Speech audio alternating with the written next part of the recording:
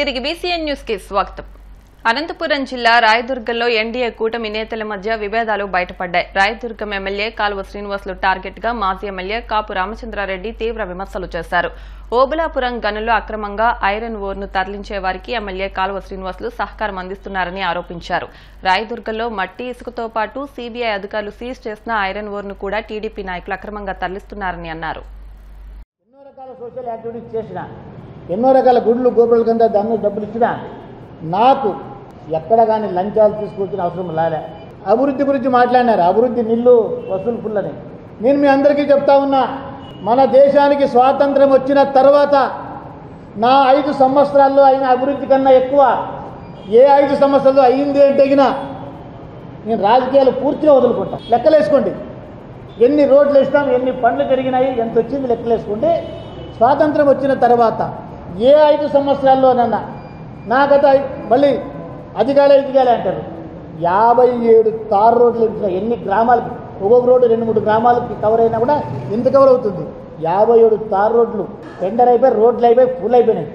స్వాతంత్రం వచ్చిన తర్వాత ఈ 5 ఏళ్ళ కన్నా ఎక్కువ డెవలప్మెంట్ అయింది అంటే నేను రాజకీయాలు వదులుకుంటాను. అంత అభివృద్ధి చేసినాను. నిరూపించుకోవాలంటే కన్నా మిమ్మల్నే తీసుకెళ్తా. అక్కడ నాకేం బాధలేదు. ఆరోపణలు అంటారా? కాలువ శ్రీనివాసులు చెడ్డోడని అనాల్సిందే. ఈ పక్క పార్టీ వాళ్ళు ఆ పక్క పార్టీ తిట్టాల్సిందే, ఆ పక్క పార్టీ వాళ్ళు ఈ పక్క పార్టీ. కాలువ శ్రీనివాసు ఏ రోజైనా రామచంద్రరెడ్డి మంచోడు అంటాడా? రామచంద్రరెడ్డి మంచోడు అంటే నీకేం పని, ఆయనకి నీకు పో అంటారు.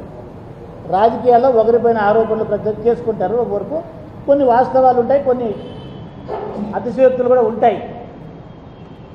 దానిపైన సపరేట్ ప్రెస్ మీట్ మళ్ళీ పెడతారు. రాయదుర్గంలో ఏం జరుగుతూ ఉంది? వ్యభిచార గృహాలు తప్ప ఈరోజు అన్నీ జరుగుతుంది. మట్కా జరుగుతూ ఉంది. స్పీడ్ క్లబ్లు నెక్స్ట్ డేనే ఓపెన్ అయిపోయినాయి.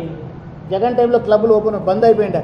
మీకు తెలుసు, అనంతపురంలో కూడా క్లబ్ విషయంలో చాలా అల్లరైంది. అప్పుడు జగన్ గవర్నమెంట్ వచ్చిన తర్వాత అన్ని క్లబ్లు ఓపెన్ అయిపోయినాయి. ఇల్లు క్లబ్ అయిపోయింది, మట్కా అయిపోయింది, బెట్టింగ్లు అయిపోయినాయి. రాష్ట్రం అంతా ఒక ఎత్తు, రాయదుర్గమే ఒక ఎత్తు. ఇసుక, మట్టి, విపరీతమైన దోపిడీ. నేను చేసింది, నా పైన వాళ్ళ కోపం అంతా ఒకటే. నేను అడ్డుపడుతున్నాను. మీకు చెప్తున్నా, ఎన్నికలు అయినాయి, 2-3 నెలలు అయింది. నేను ఏ రోజన్నా కానీ ఎక్కువ రాయదుర్గంలో లేను. హైదరాబాద్లోనో వెళ్ళి ఎలక్షన్ టైం అంతా రాజమండ్రిలో ఎలక్షన్ చేశాను ఎక్కువ. కొద్ది రోజులు కళ్యాణదుర్గము, మన ధర్మవరము చేసిన. నేను లేను, ఎలక్షన్ టైంలో కూడా లేను.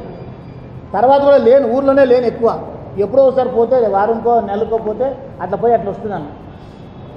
గెలికింది నేను కాదు. ఒక నెల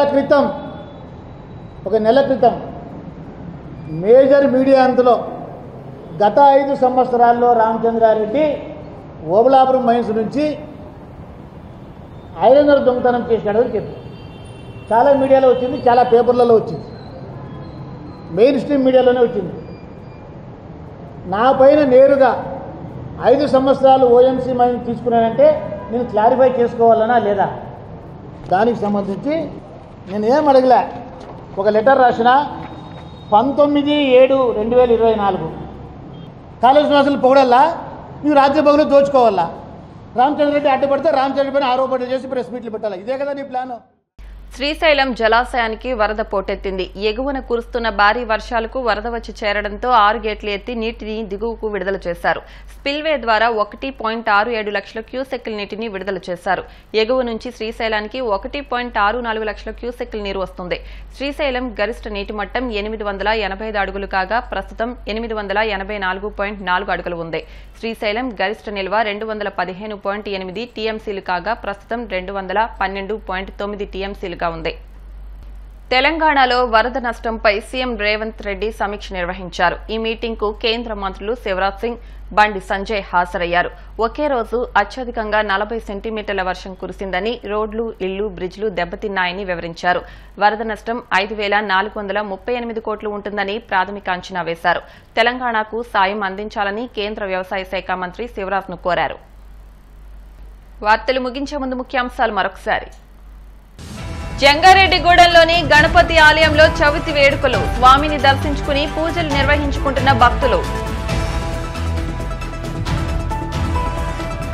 నర్సాపురంలో ఘనంగా వినాయక చవితి పండుగ వాడవాడలా గణపతి ప్రతిమల్ని ఏర్పాటు చేసిన కమిటీలు.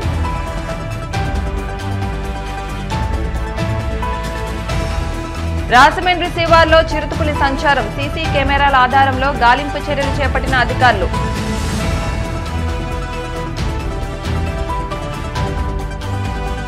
శ్రీశైలం జలాశయానికి పోటెత్తిన వరద, 6 గేట్లు ఎత్తి స్పిల్వే ద్వారా దిగువకు 1,67,000 క్యూసెక్లు విడుదల. ఈ వార్తలు ఇంతటితో సమాప్తం. మరిన్ని వార్తల కోసం BCN digital YouTube channel, Facebook page ను ఫాలో అవ్వండి. అప్డేట్ వార్తల కోసం ప్లీజ్ సబ్స్క్రైబ్.